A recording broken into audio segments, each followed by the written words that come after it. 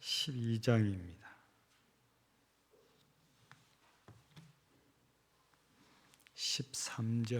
한 절 같이 읽습니다. 시작.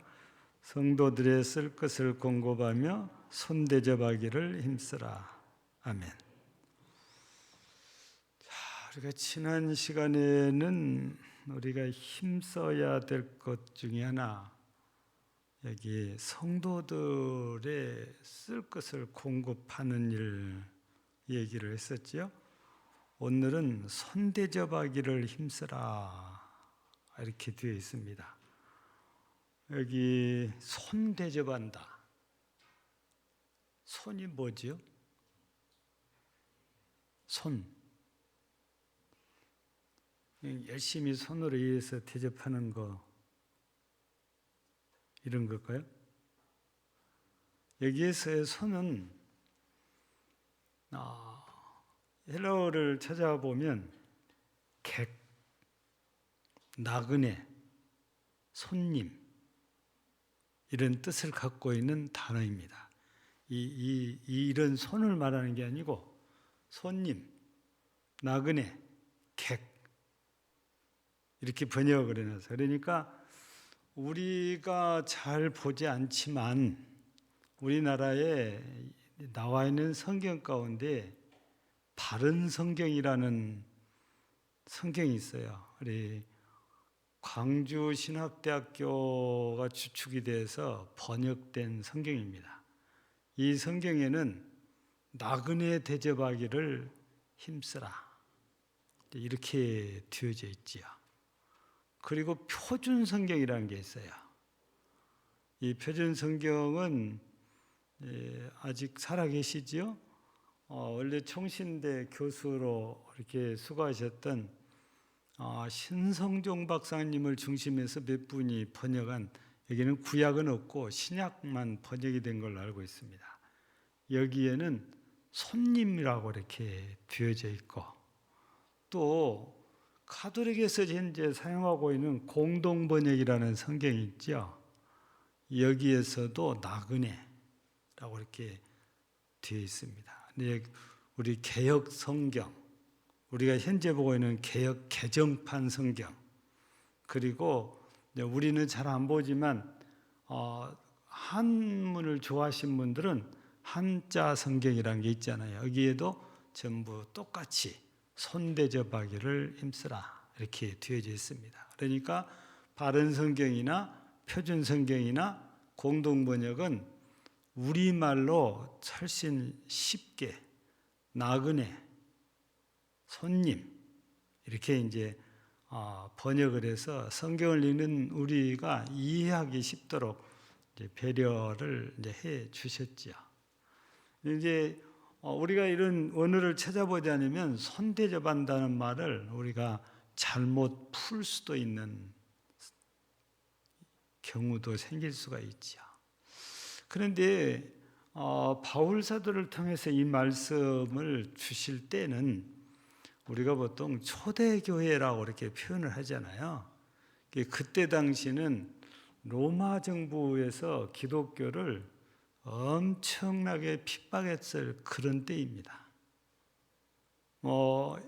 이스라엘도 로마의 식민지였으니까 예외가 아니지요. 다만 로마 정부에서 그래도 인정해 주는 것은 기독교가 아니고 유태교라고 말하죠. 유태교라고. 거기만 인정을 이렇게 해주는 거지 기독교는 인정을 안 해주는 거지요. 그래서 핍박의 대상자였지요. 그래서 그 시대에는 이런 핍박을 견디다 못해서 자기 고향을 등지고 그냥 나그네처럼 돌아다니는 사람들이 생겨나기 시작을 했죠. 그래서 다니다가 아무 집이나 들어가서 얻어먹고 다니는 거예요. 예. 그래서 우리 그리스도인들은 나도 어렵지만 이렇게 얼마나 핍박이 고달팠으면 집을 버리고 고향을 버리고 돌아다니겠어요. 그래서 이런 나그네들을 잘 대접할 것을 권고한 거거든요. 당시에는 이렇게 핍박을 피해서 돌아다니는 사람들이 있고, 또는 우리가 성경을 이렇게 서신서를 읽다가 보면 이 편지를 전달하는 사람 있잖아요. 이렇게 기독교인으로서 심부름을 이렇게 다니는 나그네도 있는 거예요. 그러니까 이런 분들도 잘 대접을 해야 했었고, 또 하나는 우리가 보통 순례자라고 표현하는데, 이분들은 목적지가 정확히 정해지지 않은 상태에서 전도 여행을 계속하는 분들입니다. 이런 분들, 그러니까 주로 그때 초대교회 당시는 기독교인들이 돌아다니는 사람은 이 세 종류로 이렇게 보고 있거든요. 그래서 이런 분들을 잘 대접해라 하는 것이 손대접하기를 힘쓰라, 이런 말씀 속에 들어있는 의미거든요. 그러나 우리가 좀 더 이스라엘 사람들의 역사를 조금만 거슬러 올라가면, 아브라함도 갈대아 우르에서 살다가 가나안 땅으로 옮겨왔으니까 가나안 사람들 입장에서 보면 아브라함도 나그네, 그래서 스스로 자기를 아브라함은 나그네라고 표현하거든요. 나그네란 말은 손님, 객이다 그 말입니다. 주인이 아니다 그 말이죠. 이스라엘 사람들이 아브라함의 그 후손이란 것을 자랑스럽게 생각하지 않아요. 그래서 자기네 조상이 이렇게 나그네였었다는 것입니다. 세월이 조금 흐른 다음에 야곱 때에 이스라엘이 애굽으로 내려가서 거기서 자리 잡고 살면서 거기서도 주인이 아니고 객입니다. 예.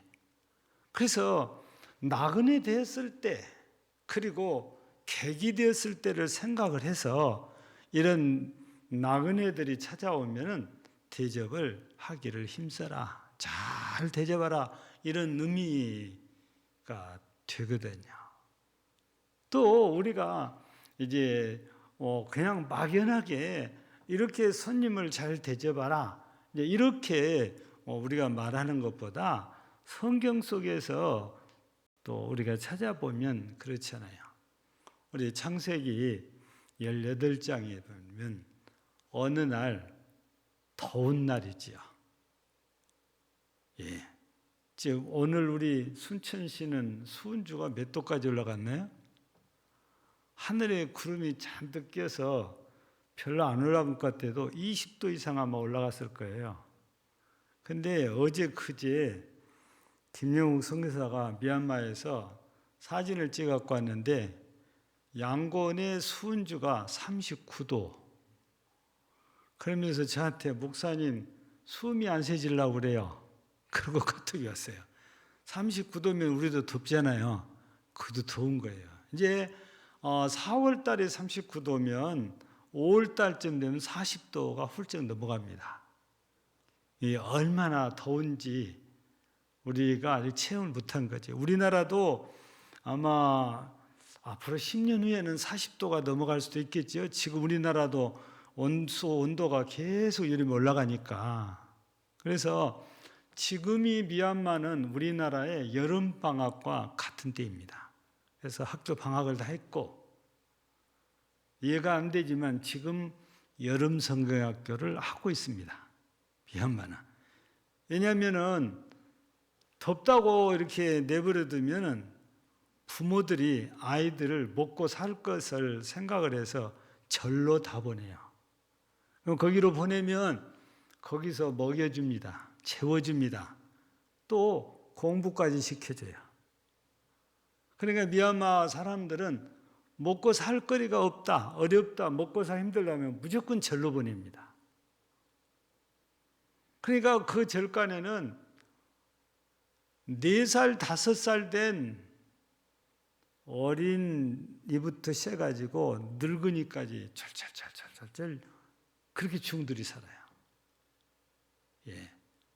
저는 아직 구경을 못했는데 어떤 친구 목사님이 2주 전에 미얀마를 방문했는데 약 200명 정도가 이 줄을 서가지고 밥을 타서 먹는 그 광경을 보고 왔다고 하는 거예요.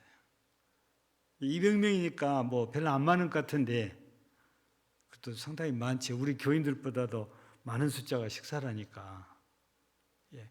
거기도 밥을 이렇게 타서 먹고 있는 거죠. 지금 미얀마는 엄청 경제적으로 어려운 그런 상황입니다.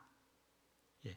이제 군사 정부가 들어서면서 훨씬 좀 어려워지는 그런 상태라고 그래요. 그러니까 이런 방학 때가 되면은 아이들을 절간으로 다 보내는 거죠. 근데 이제 교회에서는 거기에 빼앗길 수가 없다 해가지고 지금 여름 성경학교를 실시를 이렇게 하는데 우리처럼 뭐 1박 2일 흉내만 내는 것이 아니라 일주일 동안을 합니다.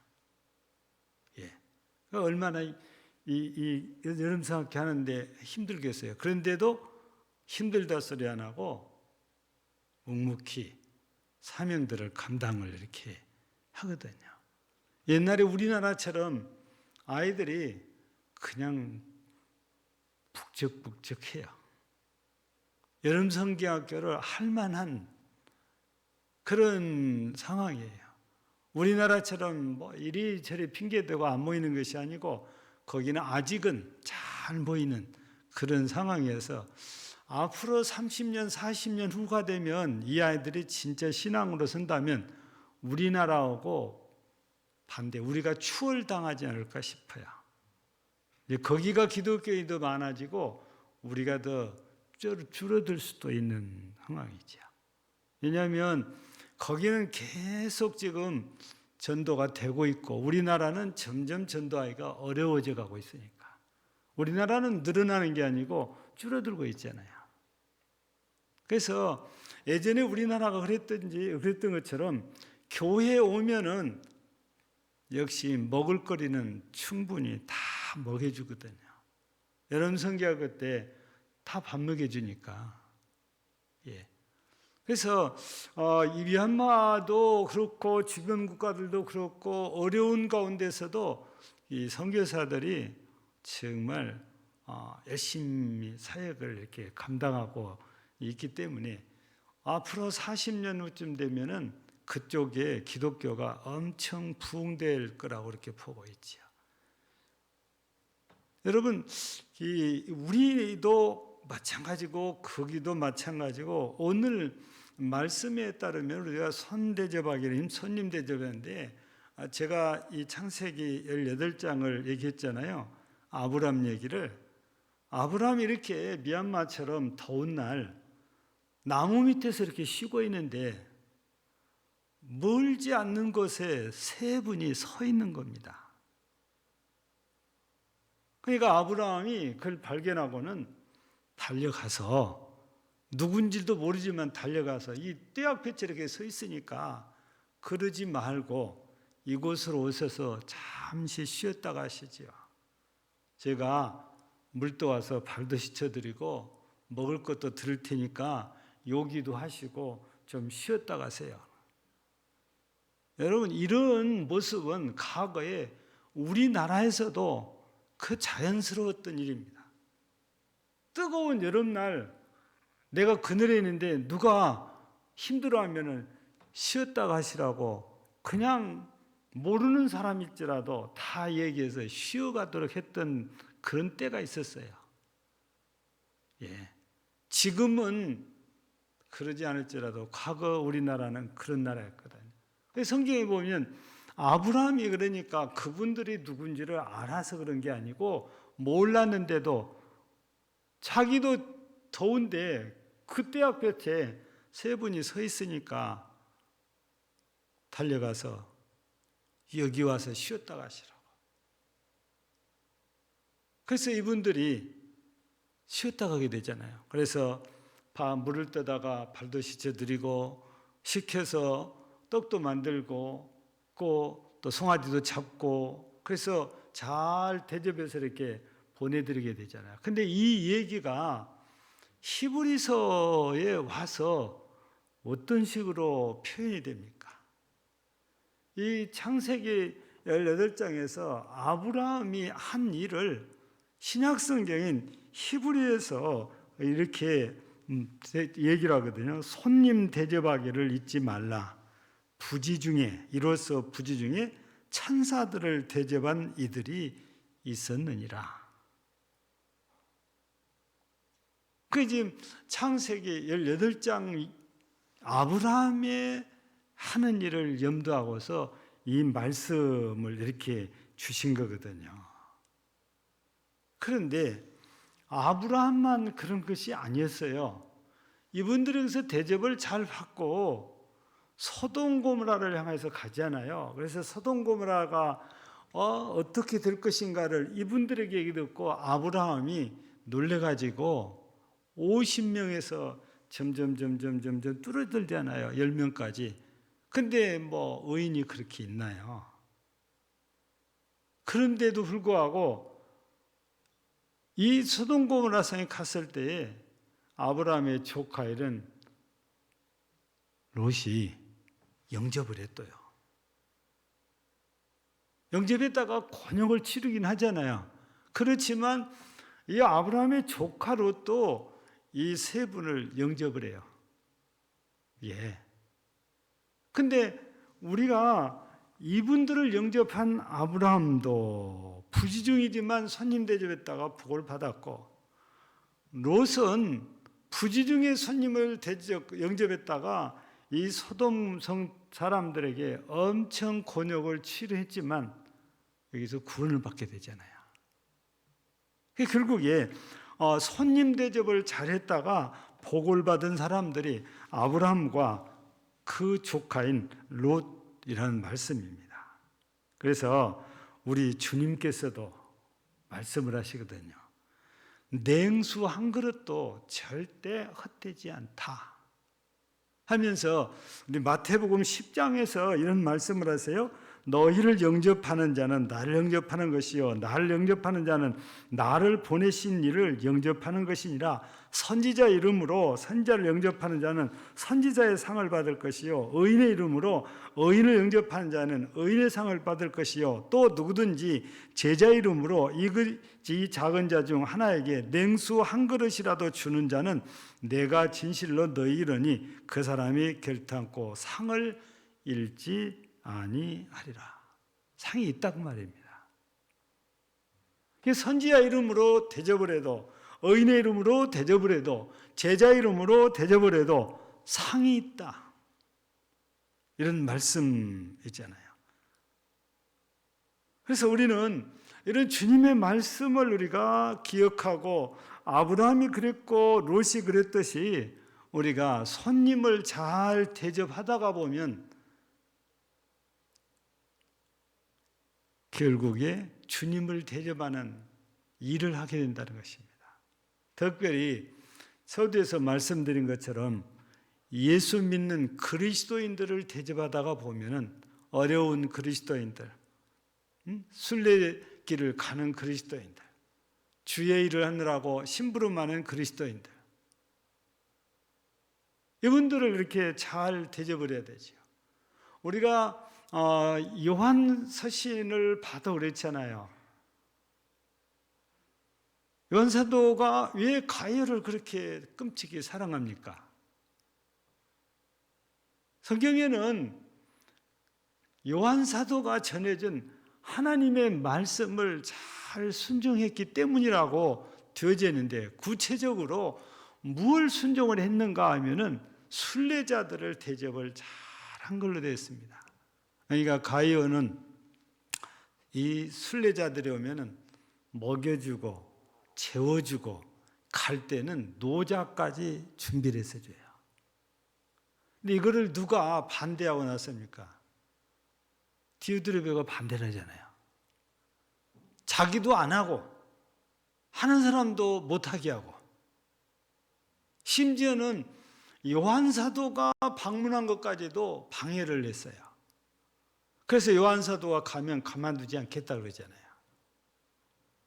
그러니까 요한 사도가 가이어를 사랑하는 자라고, 참으로 사랑한 자라는 것은 가르친 대로 살았기 때문이고 그 가르친 대로가 구체적으로 순례자들을 잘 영접하고 대접한 일 때문에 그래요. 오늘 말씀대로라면 손대접하기를 힘썼던 사람이 가이오다 이 말입니다. 그래서 요한사도는 가이오를 사랑하는 자, 참으로 사랑하는 자 이렇게 표현을 했지요. 그래서 우리 예수님이 그렇게 말씀하시고 사도들이 그렇게 말씀을 하셨으니까 우리도 마땅히 이 손님 나그네들 대접을 잘하는 것은 하나님의 말씀에 순종하는 이런 일이잖아요. 하다가 보면 하나님께서 우리에게 상을 주시니까 오래 전부터 우리에게 예화로 전해 내려온 얘기가 하나 있죠. 이거는 저는 자료에서는 못 보고 그냥 목사님들의 입에서 입으로만 설교 시간에 전달되는 이 얘기입니다. 어디 누가 정리를 해놨을 수도 있을 것 같아요. 어떤 권사님이 새벽마다 한 번만 우리 집에 방문해 주세요. 새벽마다 와서 주님이 자기 집에 한 번만 방문해 달라고 기도를 합니다. 그래서 주님께서 답을 하셨대요. 아무 날 내가 네 집에 가마. 그래서 권사님이 얼마나 기쁘고 즐거웠던지 장에 가서 실컷 시장을 봐가지고 준비를 엄청나게 해놓고 기다리고 있는 겁니다. 혹시 점심때 오실까? 우리는 식사 시간 맞춰서 잘 가잖아요. 안 오셔요. 그래도 주님은 신실하신 분이시니까 나한테 약속했으니까 틀림없이 오실 거야. 그리고 점심때가 지나도 기다립니다. 근데 누가 최정을 누리는 거예요. 그래서 야 주님이 오셨는가 보다 하고 버선발로 뛰어나가서 문을 열었는데 거지 3명이 딱 서 있는 거예요. 기분이 그냥 순식간에 잡혀버린 거예요. 우리 예수님 대접하려고 내가 준비하는데 재수없게 거지들이 왔다고 하면서 쫓아버린 거예요. 그리고 또 기도합니다. 주님 왜 오신다 그러고 아직도 안 오십니까? 저녁 때까지 그러고 있는 거예요. 저녁 식사 시간인데도 안 오셔요.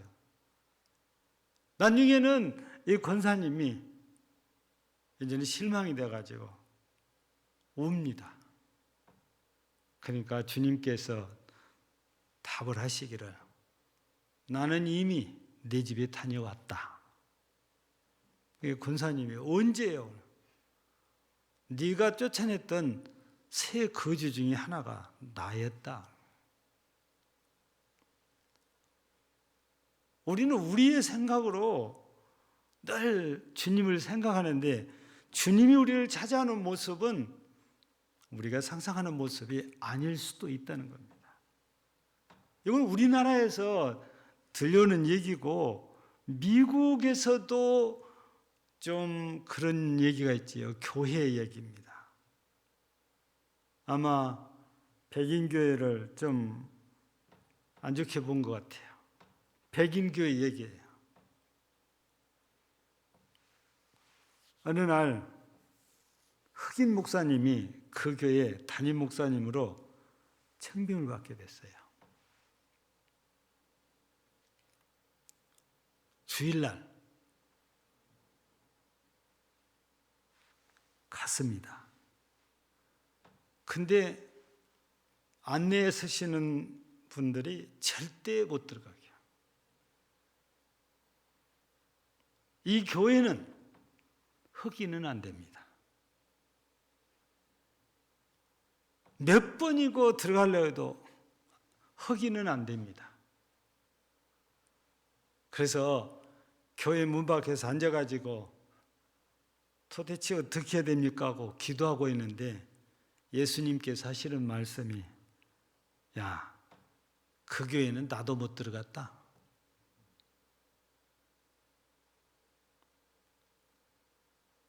전 세계에서 인권 문제를 가장 많이 들추는 나라가 미국인데, 미국 교회 중에는 아직도 인권의 사각지대, 흑인 백인이 너무 뚜렷하게 나눠져 있는 그런 교회인 것 같아요.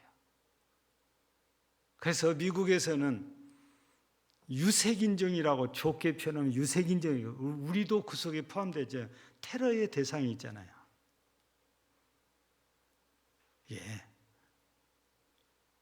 여러분, 주님께서 이런 것들을 보시고 과연 어떻게 생각하실까?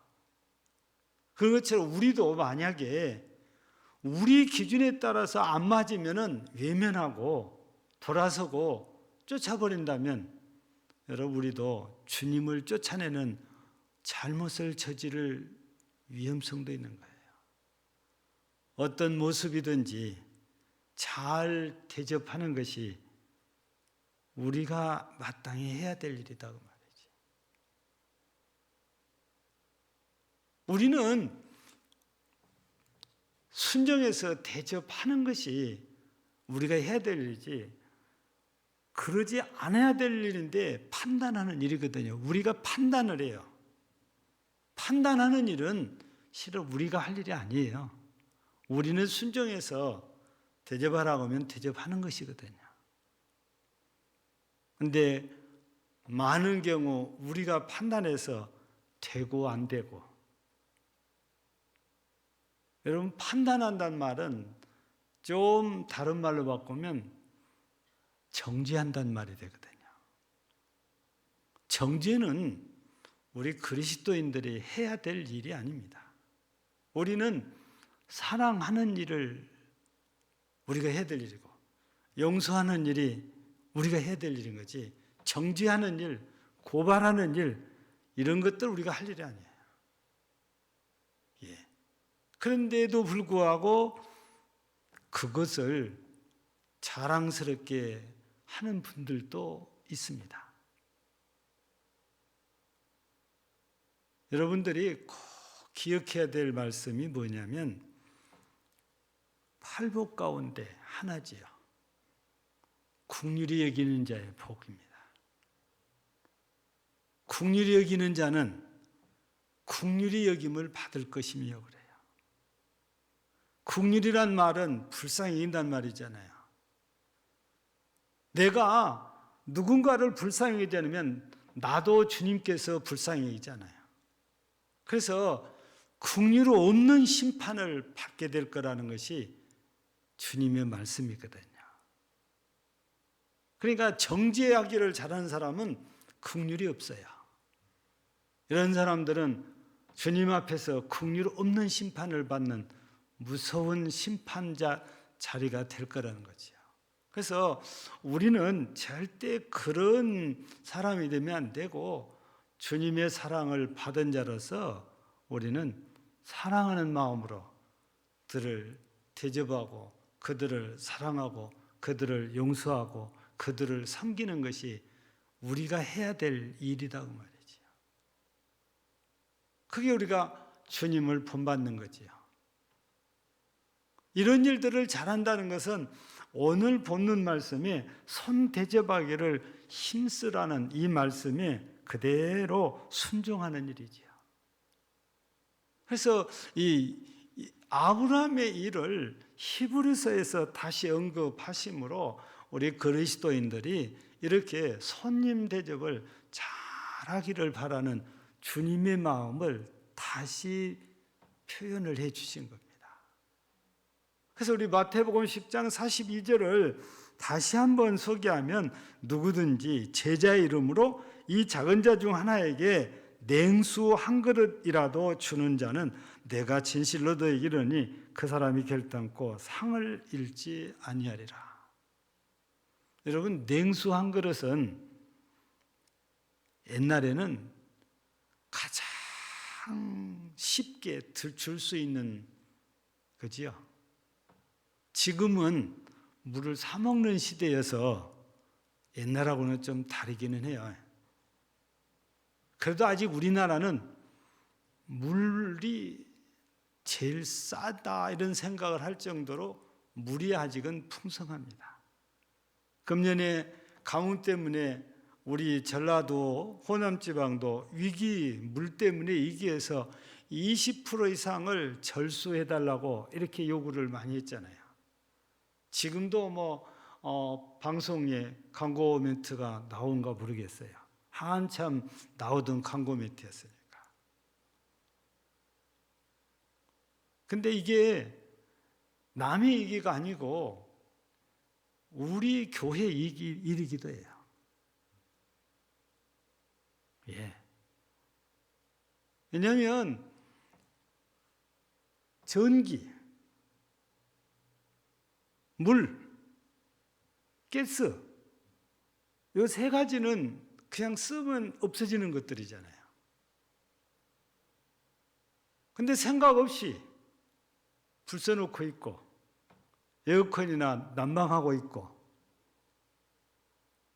이렇게 되면은 낭비인 거죠.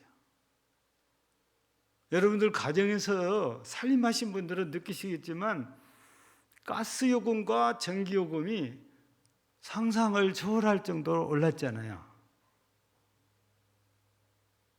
그래서 가스 폭탄을 맞았다, 전기요금 폭탄을 맞았다 이런 식으로 이 신문에서는 표현을 할 정도입니다. 그래서 우리 교회도 누가 말 안 해도 모든 성도들이 자발적으로 전기를 우리가 절전을 해야 되고 물도 절수를 해야 되고 가스도 아껴야 되고 내 거 아니니까 나 헌금했으니까 이런 생각으로 마구 쓰면 교회가 엄청 어렵고 힘들어집니다. 애들은 아무 생각 없이 잘 뛰어다닐 수 있는데도 무조건 엘리베이터 다 타잖아요. 근데 우리 교회에서 가장 전기가 많이 먹는 게 첫 번째가 엘리베이터입니다. 가장 전기를 많이 먹어요. 두 번째 많이 먹는 게 주방에 환풍기입니다. 그 전기 많이 먹습니다. 모터 큰 거 돌리거든요. 이런 전기 이렇게 많이 쓴가도 이거는 실은 LED이기 때문에 실은 많이 안 들어가요. 그래서 필요 없을 텐데 무조건 이거 돌리면 안 되는 거죠. 우리 난방 또 냉방은 전기는 조금밖에 안 들어가는데 가스 연료가 가스 때문에 가스가 많이 들어가죠. 우리가 설치할 때는 가스비가 싸가지고 가장 운영비가 적게 들겠다 해서 이걸 선택을 했는데 세상이 바뀐 거예요. 가스비가 너무 올라가다 보니까 우리가 상상한 것하고는 전혀 다르게 지금 가스 요금이 나오거든요.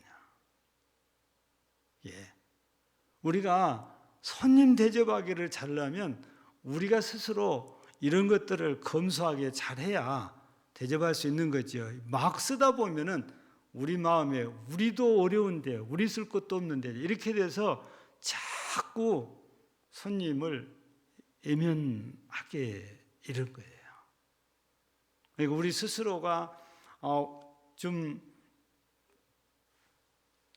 검소하게 절제도 하고 살아야 누군가를 대접할 수 있는 그런 부분이 나올 수 있는 거죠. 그래서 오늘 말씀처럼 우리 모두가 손님 대접하기를 힘쓰기 위해서 또 우리가 마땅히 해야 될 일들을 잘해서 기쁜 마음으로 우리 교회를 찾는 손님들, 여러분 개인적으로는 여러분 가정을 찾는 손님들을 주의 이름으로 잘 대접함으로 그것이 아브라함에게처럼 여러분들에게 복이 되는 이런 은혜가 있기를 주의 이름으로 축복합니다. 하나님 아버지 감사드립니다. 저녁에도 우리 하나님께서 이렇게 저희들을 부르시고 인도하여 주시사 예배 드릴 수 있도록 하시니 감사합니다. 홀로 영광을 받으시고 오늘 때 예배를 응각되는 주의 모든 백성들에게 은혜를 더하시옵소서. 특별히 아브라함이 부지 중에 천사를 대접하여 복을 받은 것처럼 우리도 주님 말씀에 순종해서 손님 대접을 잘하여 냉수 한 그릇도 상이 따에 싸우니 개인적으로도 하나님의 복을 받고 교회적으로도 하나님의 복을 받는 복된 교회요 복된 성도들이 모두 되게 하옵소서. 예수님 이름으로 기도하옵나이다. 아멘.